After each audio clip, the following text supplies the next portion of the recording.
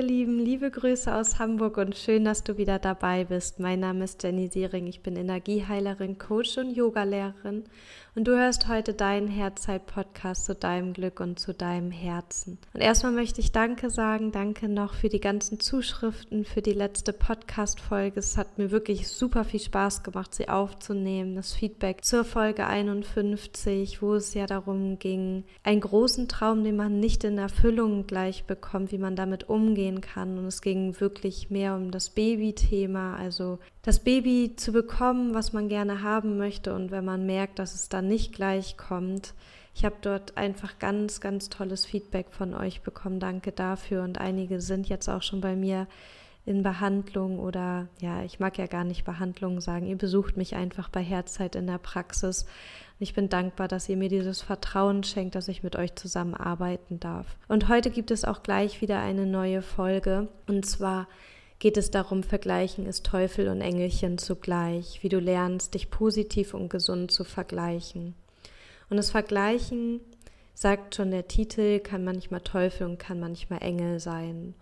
Und Vergleichen kann somit gut sein und manchmal schlecht sein. Und das Vergleichen ist mir erst so wirklich bewusst aufgefallen, dass ich das ziemlich häufig am Tag mache, wie ich angefangen habe, Yoga zu machen. Und ich habe dann ja auch recht schnell selber meine Yoga-Ausbildung gemacht. Und für mich ist es immer wichtig zu sagen, dass alles, was wir auf der Yogamatte machen, das ist für uns. Und am Anfang kannst du wirklich noch schauen, was die anderen machen, weil man vielleicht nicht weiß, was ein Krieger 2, was ein Krieger 3, was ist Chaturanga, was ist Vinyasa.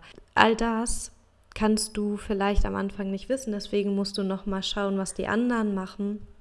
Und dann ist es irgendwann wichtig, auf deiner Matte zu sein, weil es ist wichtig zu gucken, wie ist dein Körper? Du kannst nicht wissen, wie ist der Körper von dem anderen. Wie ist dein Körper? Was braucht dein Körper? Willst du heute weitergehen beim Yoga?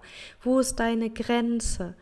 Du hast deine ganz eigene Grenze. Möchtest du die mal herausfordern? Möchtest du mal ein bisschen drüber gehen? Und all das lernen wir auf der Yogamatte, bei uns zu sein, zu schauen, was braucht unser Körper, was ist nicht gut für unseren Körper. Und da ist es völlig egal, was der andere vor dir macht. Und genauso ist es eigentlich egal, was der andere im Beruf macht, in deiner Nachbarschaft macht, im Sport macht. Hauptsache, du bleibst bei dir und es treibt dich an, positiv und gesund zu bleiben bei den Aktivitäten, die du dir in deiner Freizeit oder auch in deinem Beruf aussuchst. Und ich habe mich wirklich oft verglichen und das Yoga hat mich wirklich dazu geführt, dass ich bewusst schaue, wo vergleiche ich mich eigentlich und ist das positiv für mich, mich zu vergleichen? Macht es, dass ich mich positiv fühle und dass ich vielleicht angespornt bin, etwas Neues zu tun, etwas, was ich auch gerne machen möchte und ich einfach inspiriert bin von der anderen Person, oder macht es mich klein? Bleibe ich deswegen eher am Smartphone hängen und vergleiche mich und gehe nicht raus und ändere etwas und sage immer nur, ja, die anderen haben das, aber ich bleibe zu Hause und mache nicht. Und ich habe irgendwann gemerkt, und deswegen ist die Folge auch entstanden, was mir hilft, mich positiv zu vergleichen, so dass es gesund ist. Und ich werde dir das gleich auch nochmal sagen, es ist auch wichtig, dass wir uns vergleichen oder uns nachahmen, denn dort haben wir sehr viel gelernt oder können wir sehr viel lernen. Ich möchte dir jetzt am Anfang erstmal sagen, wo vergleichen wir uns eigentlich? Und wir vergleichen uns immer. Wir vergleichen uns ziemlich häufig. Und was ich auch festgestellt habe, wir vergleichen uns oft nach oben. Wir vergleichen uns nicht oft nach unten. Wir vergleichen uns im Job. Welchen Job hat der? Welchen Job hat die? Auch wenn wir den gleichen Job haben, wie schnell ist die, welchen Lob bekommt die. In der Schule werden wir schon gleich verglichen. Entweder vergleichen wir uns oder vielleicht vergleichen auch unsere Eltern uns, genauso wie im Kindergarten. Bei der Kleidung vergleichen wir uns. Was trägt die? Oh, die ist aber so schön mit diesem T-Shirt. Mir steht das ja gar nicht. Die trägt das. Der trägt das, ich trage das, vielleicht sollte ich was anderes tragen. Wir vergleichen uns mit unserer Figur. Ich bin dick, die ist dünn. Ich habe blonde Haare, die hat rote Haare. Bei der Figur fängt so viel an und da vergleichen wir auch sehr, sehr viel. Beim Sport vergleichen wir uns. Ich habe das Beispiel vom Yoga eben genommen, aber genauso können wir uns beim Laufen vergleichen. Und auch da ist es dann wieder, wie sieht der Körper aus? Oh, wenn der joggt, das sieht aber sehr schön aus oder der ist sehr muskulös. Und genauso vergleichen wir uns bei unseren Hobbys. Ich habe das Hobby, der hat die Hobbys und vielleicht sollte ich davon auch noch etwas machen, weil das scheint ja sehr cool zu sein. In der Partnerschaft vergleichen wir uns. Ja, wir sehen, wie die anderen Leute draußen sind, die vielleicht sich öfters küssen, sich mehr umarmen. Vielleicht aber auch einfach, dass du nur denkst, die haben eine tolle Partnerschaft und deine Partnerschaft ist vielleicht nicht so toll. Denkst du, weißt du aber nicht wirklich. Wir vergleichen uns mit Urlauben, wir vergleichen uns mit unserem Haus, mit unserer Wohnung, was haben die anderen. Wir vergleichen uns, welche Eltern haben wir, welche Eltern haben die anderen. Und gerade, es fängt schon bei Kindesalter an, vergleichen wir uns nicht wirklich, aber unsere Eltern schon, was kann mein Kind? Dreht es sich schon? Kann es schon laufen? Kann es schon sabbern? All das wird dann geguckt, der Junge ist 8 Monate, meine ist auch 8 Monate, warum kann meine das noch? Und das macht es manchmal, dass wir dann denken, wir sind keine guten Eltern und dabei ist es einfach, jeder ist anders. Und jeder ist anders ist auch genau das, was ich immer wieder in meinen Yogastunden sage. Es ist egal, was die anderen machen. Du bist besonders, du bist einzigartig.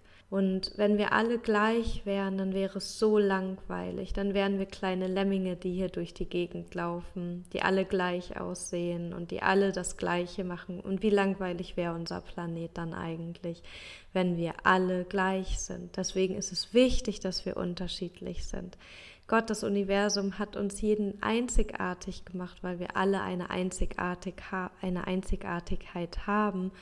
Und es ist nachher zu schauen, welche Einzigartigkeit ist es eigentlich. Und wenn wir uns aber immer nur nach außen vergleichen, dann werden wir unsere Einzigartigkeit nie finden. Und das ist doch total schade.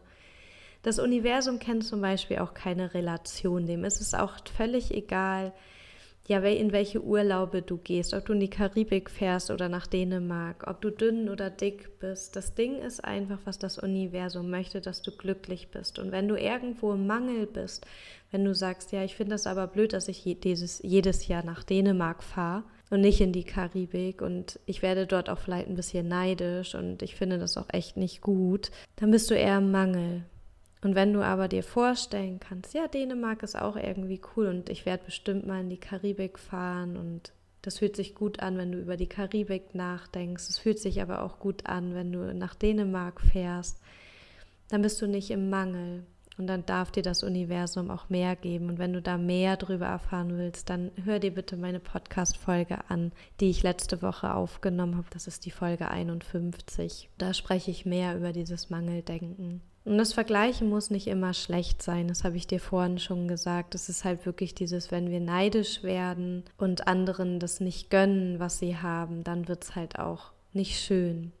Und wir dürfen natürlich auch Vorbilder haben. Wir dürfen uns Leute suchen, die uns bereichern, die uns inspirieren. Aber es gibt dann halt manchmal auch Vorbilder, die uns wirklich so doll ansporen, dass es nicht mehr gesund für uns ist. Und du kennst vielleicht Boris Becker und Steffi Graf, die in den 80ern Wimbledon-Sieger geworden sind. Und dort gab es bestimmt viele Leute, die gesagt haben, geil, ich fange jetzt an Tennis zu spielen und haben gemerkt, dass es denen gut tut, ihren Körper zu bewegen, vielleicht auch in der Gemeinschaft zu sein, einen Ballsport, einen Teamsport zu haben und gemerkt haben, das tut mir richtig gut, mich einmal die Woche oder zweimal die Woche zu bewegen. Und dann gab es vielleicht auch die gesagt haben, ich will genauso werden wie Boris Becker, ich will genauso werden wie Steffi Graf und wenn ich das nicht schaffe, dann bin ich nicht gut. Und die haben sich Druck gemacht, die haben sich sehr viel Druck gemacht und haben irgendwann vielleicht aufgegeben, sind sehr frustriert geworden, dass sie es nicht geschafft haben und da kommt wieder die Einzigartigkeit. Du kannst dir Menschen wie Boris Becker oder Steffi Graf als Vorbild nehmen. Und dann geht es aber darum, dein eigenes Gewürz noch zu finden. Was macht dich wirklich aus? Vielleicht bist du ein super Tennisspieler, aber du hast ganz andere Qualitäten noch und da muss man dann gucken, die auszuarbeiten. Und ich habe genau so ein Beispiel. Es gibt gerade viele, die einen Podcast machen und ich begrüße das, weil einen Podcast zu machen bereichert einen selber. Und wie ich glaube vor 1,5 Jahren den Podcast gestartet habe, habe ich für mich gesagt, ich mache diesen Podcast, wenn ich etwas zu sagen habe, wenn ich etwas zu teilen habe, wenn ich das Gefühl habe, inspiriert zu sein selber.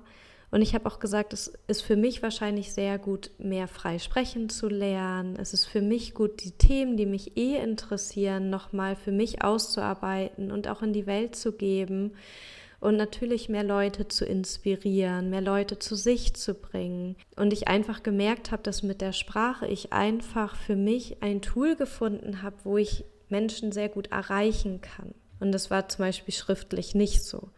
Und deswegen habe ich angefangen, Podcasts zu machen. Und es ist genau noch so wie früher. Ich mache dann einen Podcast, wann ich ihn machen will. Und natürlich habe ich Vorbilder, die angefangen haben, Podcasts zu machen. Und ich habe gedacht, wow, cool, dass die sowas machen. Aber am Anfang habe ich auch gedacht, nee, vielleicht mache ich das nicht. Weil es macht mich klein, weil die sind schon sehr gut im Podcasten. Und warum sollte ich dann noch einen drauflegen? Aber ich habe dann irgendwann gesagt, nein, die Leute, die ich erreiche, die erreichen die anderen vielleicht nicht. Oder vielleicht erreiche ich sie noch irgendwie anders. Und dann gibt es aber vielleicht die sagen, ich mache einen Podcast, weil jeder einen Podcast macht. Und ich muss ihn einmal die Woche machen oder auch zweimal die Woche. Und setzen sich damit sehr unter Druck, gucken, welches nächste Thema sie machen können und bringen noch mehr Input. Und das ist auch alles fein, solange es so richtig ist, dass es sich richtig anfühlt für diejenigen, die diesen Podcast machen. Und nicht, weil das Außen das möchte. Ja, für mich ist es einfach, auch da habe ich mich verglichen oder habe gesehen, was machen die anderen, aber ich habe mein Ding draus gemacht und ich möchte mir natürlich Inspiration von anderen Leuten holen, aber es ist immer noch mein Ding, es ist mein Podcast, wie ich ihn mache, es sind die Themen, die ich machen will, es ist wie oft ich den Podcast machen will und das kommt halt auch manchmal drauf an, wie viel Arbeit ich sonst im Außen habe. Dann habe ich dir ja auch versprochen, darüber zu sprechen, dass natürlich das Vergleichen oder das Nachahmen sogar sehr, sehr wichtig ist. Und zwar, ohne das Nachahmen wären wir nicht die oder der, die wir jetzt sind. Es ist wichtig, dass wir nachahmen, denn wenn du dir vorstellst, dass du ein Baby bist und du keine Vorbilder oder niemanden hast, der schon etwas kann, was du noch nicht kannst, dann wirst du das nicht lernen.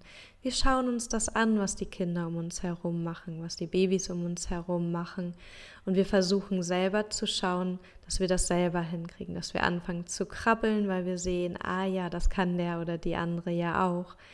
Ich fange an zu klettern, ich fange an Türmchen zu bauen. All das sehen wir, weil andere Kinder das machen. Du kennst vielleicht auch Familien, die mehr als nur ein Kind haben. Meistens die zweiten und dritten Kinder, die sind viel, viel schneller in ihrer Entwicklung, weil sie einfach so viel sehen, was ihre Geschwister können. Und natürlich wollen die mitziehen, natürlich wollen die das auch können und natürlich wollen die schon viel, viel größer sein, als sie eigentlich sind. Und das ist dieses Nachahmen, ich nehme mir jemanden als Vorbild und ich möchte so sein, aber Kinder machen das halt spielerisch. Die sagen nicht, wenn ich das nicht mache, dann bin ich nicht gut genug, sondern, der läuft, ich will auch laufen.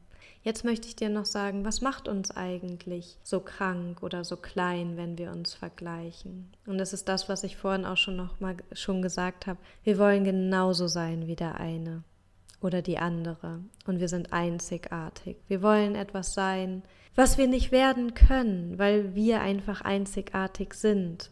Wir wollen vielleicht jemand sein, der genauso aussieht wie Barbie, aber wir werden noch nicht mal sein können wie Barbie, weil Barbie eine Plastikfigur ist. Wir wollen ganz genau wie der oder diejenige sein und verstehen nicht, dass wir einzigartig sind und wir nicht so aussehen wie alle und das wäre ja auch langweilig. Und wir suchen einfach immer wieder das Außen und gucken gar nicht, wer sind wir, was haben wir, wo sind wir toll, wo sind wir einzigartig. Und so wie jede Schneeflocke einzigartig ist, bist du auch einzigartig. Was es halt immer macht, wenn wir uns so groß vergleichen und genau ganz exakt so sein wollen wie der andere, wir werden das nicht hinkriegen, wir werden das niemals hinkriegen und wir werden dann frustriert, wir fühlen uns nutzlos, nicht schön genug, nicht schlau genug, nicht spontan genug und auch nicht witzig genug. Und das macht, dass wir uns mehr zurückziehen, dass wir vielleicht auch depressiv werden, dass wir sagen, das hat doch gar keinen Sinn, weil ich bin ja nicht wie die anderen. Und was mir wirklich geholfen hat, sind Fragen, die ich mir selber gestellt habe und auch, dass meine Sichtweise einfach anders geworden ist. Und eins hat mir sehr geholfen, dass ich mich nicht mehr mit der Mitte von anderen vergleiche. Und was meine ich damit, mich nicht mehr mit der Mitte von anderen zu vergleichen? Dass ich, wenn ich weiß, dass jemand schon ganz lange joggt, ich nicht frustriert bin, wenn ich vielleicht nur 2-3 Kilometer am Anfang schaffe. Dass wenn ich sehe, dass jemand ins Fitnessstudio geht und das vielleicht schon seit ein paar Jahren, ich nicht nach 2 Wochen oder 2 Monaten sage, na toll, das ist ja nichts für mich. Das schaffe ich ja nie, die Muskeln vielleicht aufzubauen oder zu definieren, die ich gerne definieren möchte. Oder auch in der Bildung, wenn ich jetzt mir Speaker angucke, die schon weiter sind, die ich vielleicht auch selber bewundere, ich nicht sage, na toll, die haben schon so viele Bücher gelesen, die haben schon so viele Seminare besucht, da komme ich ja gar nicht hinterher, weil die ja auch immer weitermachen. Und mich einfach nicht mit deren Mitte oder sogar schon mit deren Ende vergleiche, sondern ich bin am Anfang und das ist gut so. Und wenn ich nicht anfange, dann kann ich nie in der Mitte sein, dann kann ich auch nie am Ende sein. Denn wenn ich nicht anfange, mich mehr zu bilden, mehr Bücher zu lesen, zu Seminaren zu gehen, dann werde ich nie die Mitte vom anderen erreichen. Und wirklich ich habe aufgehört, die Mitte von anderen mit mir beim Anfang zu vergleichen. Wir müssen alle irgendwann anfangen und das ist gut so. Und dann frage ich mich auch immer, Jenny, willst du wirklich das ganze Paket haben? Und seien wir doch mal ehrlich, wir wollen nicht ganz genau wie der andere sein. Wir suchen uns meistens die Rosinen aus. Wir suchen uns aus, ja, den Bauch hätte ich gerne, die Haarstruktur hätte ich gerne, die Fitness hätte ich gerne, ja, den Witz finde ich vielleicht auch noch ganz gut. Aber nee, die Mutter will ich nicht haben und die Beine möchte ich eigentlich auch nicht haben und die Vergangenheit möchte ich auch nicht haben. Eigentlich möchte ich sein, aber ich möchte vielleicht den Bauch haben. Ich frage mich jetzt immer, Jenny, willst du wirklich das ganze Paket haben? Und das ganze Paket wollte ich noch nie haben. Dann ist es total wichtig für mich und auch wahrscheinlich für dich, beobachte, was passiert, wenn du dich vergleichst. Was passiert mit dir? Was macht das mit dir?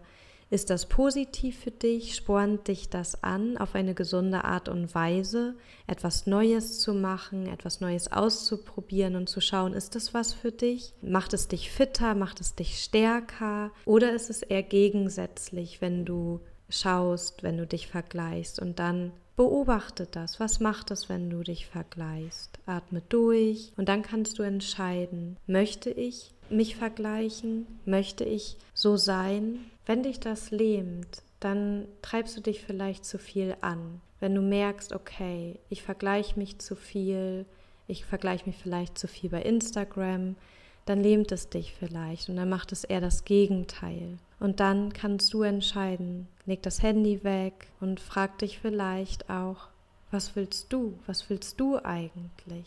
Und nicht, was will das Außen? Und dann gibt es noch eine nächste Frage, die ich mir dann oft stelle. Frag dich, was sind wirklich deine Ziele? Was willst du im Leben erreichen? Und in welchem Tempo möchtest du das erreichen? Machst du das nur, weil das Außen das alles macht? Oder möchtest du das wirklich, weil es für dich wichtig ist, das zu machen? Und für mich war es wichtig, dass ich Yoga übe. Für mich war es wichtig, dass ich meinen Körper neu spüre und ihn neu fühlen darf und ich mehr entscheiden darf, was ist gut für mich und was nicht. Und es ist mir eigentlich völlig egal, was die anderen auf der Matte machen. Und genauso ist es mir auch eigentlich egal, was die anderen mit ihren Podcasts machen, mit der Energieheilung machen, mit der Persönlichkeitsentwicklung, mit dem Coachen. Natürlich gucke ich und ahme auch so ein bisschen nach, welche Bücher sie vielleicht lesen, welche Seminare sie besucht haben, die ihnen gefallen haben und dass ich dann einfach entscheiden kann, aber was möchte ich dann wirklich davon machen? Möchte ich das Seminar machen? Möchte ich das Buch lesen? Interessiert mich das wirklich? Also frag dich, sind das wirklich meine Ziele oder ist es das Außen? Und was auch noch total gut ist, wenn du nämlich dann weißt, sind das meine Ziele, also sind es wirklich deine Ziele, dann kommt die Motivation auch aus dir heraus, joggen zu gehen, zum Yoga zu gehen, mehr Bücher zu lesen, was an deiner Partnerschaft zu ändern, weil du dann merkst, das ist mein Ziel, das tut mir gut. Und dann ist es eine intrinsische Motivation, die aus dir heraus, aus deinem Inneren passiert. Oft, wenn wir in dieser extrinsischen Motivation sind, also aus dem Externen, weil die anderen es auch machen, dann verlieren wir die Motivation schnell, weil es einfach vom Außen kommt. Und wir uns im Außen immer vergleichen und dann irgendwann haben wir keine Lust mehr, das zu machen. Aber wenn du wirklich aus deinem Inneren merkst, ich habe Lust, das und das zu machen, dann wirst du das auch meistens beibehalten. Und ich frage mich dann auch immer noch, warum mache ich das? Mache ich das für mich oder mache ich das für die anderen? Mache ich das, weil ich geliebt werden möchte? Oder mache ich das, weil mein Herz wirklich das machen möchte? Möchte mein Herz fitter werden? Möchte mein Herz dieses Buch lesen? Möchte mein Herz diese Klamotten tragen? Möchte mein Herz, dass ich meinen Partner vielleicht vergleiche? Möchte ich das wirklich? Oder möchte ich das nur, weil das Außen das möchte? Und diese Frage, warum mache ich das, ist für mich ganz, ganz wichtig. Mache ich die Ausbildung, weil ich möchte, dass meine Eltern die machen? Mache ich Yoga, weil jetzt gerade alle Yoga machen? Oder warum mache ich das? Und das Wichtigste ist für mich, lieb dich selber. Lieb dich so, wie du bist. Fang an, wirklich die Selbstliebe zu praktizieren. Mach die Dinge, auf die du selber Lust hast, wo du selber der Antreiber von innen bist. Such dir vielleicht auch tolle Vorbilder, die dich inspirieren, die dich antreiben ein bisschen. Und dann geh den Mittelweg. Und dann, was ich dir auch noch mit auf dem Weg geben möchte, und das ist wirklich ganz, ganz wichtig, liebe dich selber, mach dein Ding. Mach die Dinge, die dich antreiben, die du aus dir heraus machen möchtest. Du kannst dir tolle Vorbilder suchen. Das ist völlig in Ordnung, aber dann geh den Mittelweg, den grauen Weg. Mach nicht das Extreme, mach auch nicht das Langsame. Und denk dran, du bist du und nicht der andere. Du hast was ganz, ganz Spezielles zu geben. Und du kannst nur wirklich rausfinden, was das ist, was du zu geben hast in dieser Welt, wenn du dir erlaubst, du zu sein und nicht die anderen. Und ja, mit diesen Worten möchte ich mich einfach bei dir verabschieden. Sei du selber, sei speziell, sei einzigartig und vergleich dich nicht immer nach oben. Such dir dein warum du etwas machen möchtest. Frag dich Fragen wie, ist das gut für dich, das Vergleichen? Und es ist einfach, ein Tipp möchte ich dir eigentlich noch an die Hand geben. Wenn ich merke, dass ich mich vergleiche, dann merke ich das. Ich werde dessen bewusst und dann kann ich wirklich entscheiden, ist es positiv, mich dahin zu vergleichen oder negativ. Und wenn ich merke, es ist negativ für mich, dann höre ich auf damit. Dann lege ich das Handy weg, dann höre ich vielleicht mal 2-3 Wochen keinen Podcast, dann lese ich vielleicht auch mal keine Bücher. Dann mache ich für mich selber Yoga zu Hause und merke dann wieder, okay, jetzt bin ich wieder in meiner Kraft, jetzt kann ich wieder rausgehen, weil ich mich selber wieder gefunden habe, weil ich wieder weiß, warum ich Dinge tue. Und dann kann ich wieder nach draußen gehen und einfach zu schauen, warum mache ich das? Mache ich das für mich oder mache ich das für die anderen? Ich hoffe, dass dir die Folge geholfen hat. Wenn du merkst oder weißt, dass es irgendjemanden dort draußen gibt, der sich ziemlich häufig vergleicht, sich dadurch klein macht, nicht in Ansporn kommt oder zu viel sich vergleicht und sehr, sehr viel macht und nicht das Grau findet, die Mitte für sich, dann schick ihm doch die Folge. Wenn du den Podcast magst, kannst du ihn auch immer bei iTunes bewerten oder sonst würde ich mich auch um jeden Abonnenten ganz doll freuen, weil auch das ist natürlich schön zu sehen, wie viele Leute hören mich eigentlich, wie viele abonnieren mich und wollen, auch wenn ich unregelmäßig den Podcast rausbringe, die Themen hören. Wenn du in Hamburg und Umgebung bist, dann darfst du gerne am 13.10. zu einem Workshop zu mir kommen, und zwar ist das ein Spirit- und Yoga-Event in Hamburg, wo es darum geht, dass wir Yoga machen, wo wir aber auch Meditationen und Herzensreisen machen. Und es geht darum, in der Gemeinschaft zu sein, die Gemeinschaft zu fühlen. Wenn du mit möchtest, noch nach St. Peter-Ording im Oktober, wir haben noch ein paar Plätze frei, Kathi und ich, für das Kubatski-Hotel morgens und abends Yoga mit uns zu machen. Und ja, sonst gibt es immer im Monat einen Woman Circle in Hamburg, den ich anleite. Das kannst du alles auf meiner Homepage finden. Und wenn du mal in Hamburg bist oder auch in Hamburg wohnst oder Umgebung, würde ich mich natürlich freuen, dich in der Praxis begleiten zu dürfen, mit einem Coaching, mit Energy Healing, mit einer Bali-Massage. Ja, und jetzt genug Werbung von mir. Geht nach draußen, habt ein tolles Wochenende. Mein Licht grüßt dein Licht, deine Jenny. Namaste.